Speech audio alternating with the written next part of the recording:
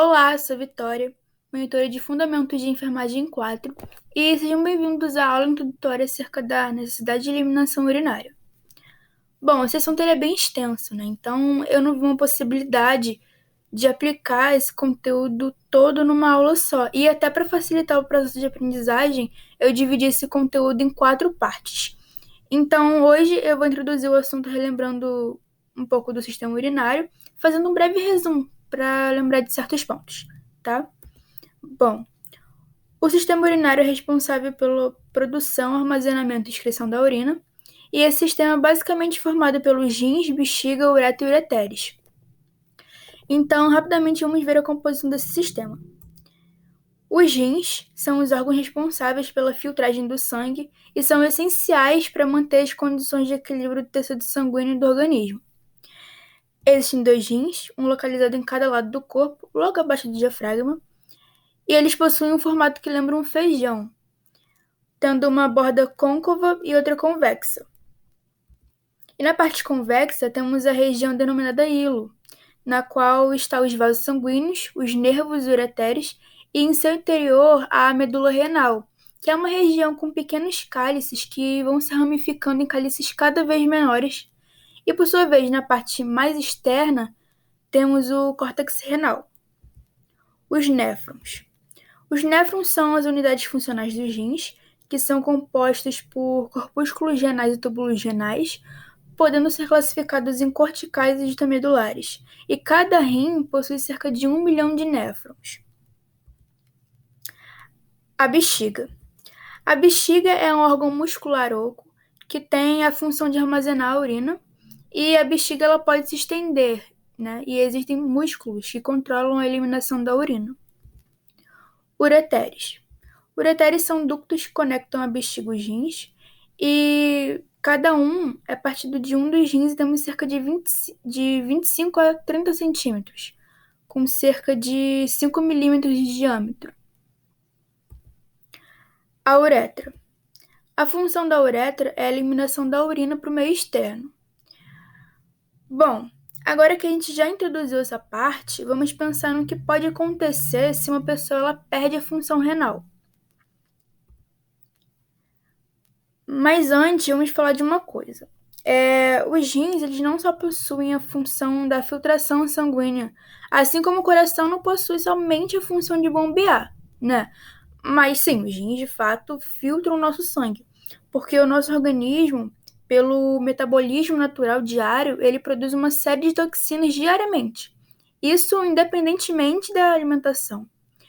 E essas toxinas, elas precisam ser eliminadas e serão de fato filtradas pelos rins. E além disso, acerca da alimentação, né, vão também ser produzidas uma série de toxinas que têm que ser eliminadas diariamente. Então, nesse sentido, os rins de fato são um filtro sim.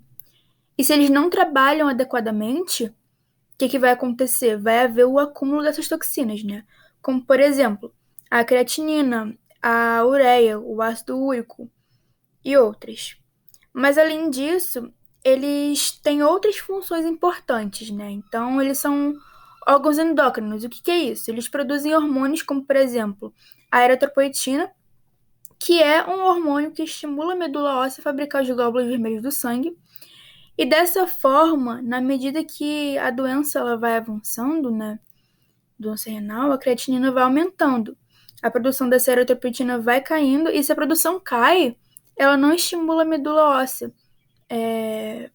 para produzir os glóbulos vermelhos do sangue, de modo que o paciente acaba tendo uma anemia. E a anemia, muitas vezes, vai levar aqueles sintomas de cansaço fácil, perda de capacidade para fazer exercícios, por exemplo, diminuição da tolerância e até mesmo déficits cognitivos. E muitas vezes o paciente ele vai procurar o médico, né, justamente por esses sintomas. E além disso, os rins produzem enzimas. Produz a renina, que controla a pressão arterial no corpo, né? E é muito importante, porque regula e controla a pressão arterial. Então, o sistema renina-angiotensina, aldosterona, que é controlado pelo rim, degrada uma série de hormônios, como, por exemplo, a insulina. Então, veja só que interessante. No paciente diabético, por exemplo, existe uma impressão na medida que a doença renal ela avança, o paciente ele pensa que tem um controle da diabetes, ou seja, um falso controle, né? E por quê? Bom, como a insulina ela é degradada pelos rins, na medida que a doença renal ela avança, essa insulina não vai ser eliminada pelo corpo, né? Ela fica por mais tempo circulando e por conta disso controla os níveis de glicemia. Então, o paciente acha que a diabetes dele está melhor, né? Mas na verdade o que aconteceu é que a doença renal piorou. E não é somente a insulina que ele degrada, mas ele também degrada o glucagon, que é um antagonista da insulina.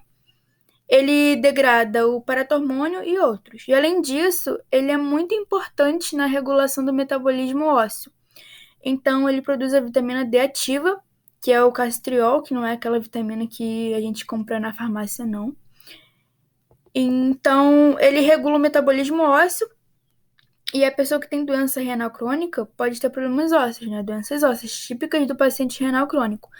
Então, tá aí também outras funções do rins. Essas são alguns dos fatores de importância, ou seja, controla o metabolismo do cálcio, do fósforo, do paratormônio e desse calcitriol. Então, basicamente é isso. E agora, para finalizarmos essa pequena aula, vamos abordar brevemente o que pode representar de acordo com as cores da urina. Uma urina transparente significa que a pessoa está bebendo água em excesso. O amarelo palha muito claro é uma cor de urina normal.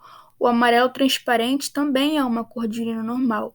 Já o amarelo escuro é uma cor de urina normal, mas significa que essa pessoa precisa beber mais água.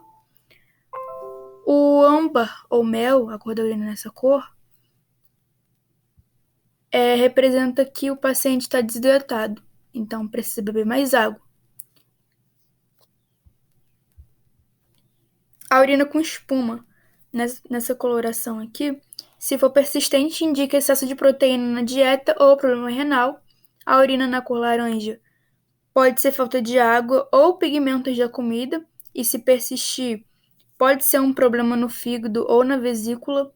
A cor da urina rosada ou avermelhada pode ser também da comida, mas se persistir, pode ser problema de fígado, vesícula, enfim, infecção ou até tumor, né? A cor da urina acastanhada significa desidratação severa ou problema no fígado. E na cor azul esverdeada pode ser da comida, medicação ou até uma infecção bacteriana. Aqui estão as referências que eu usei e finalizamos a aula aqui. Te aguardo na próxima aula. Até!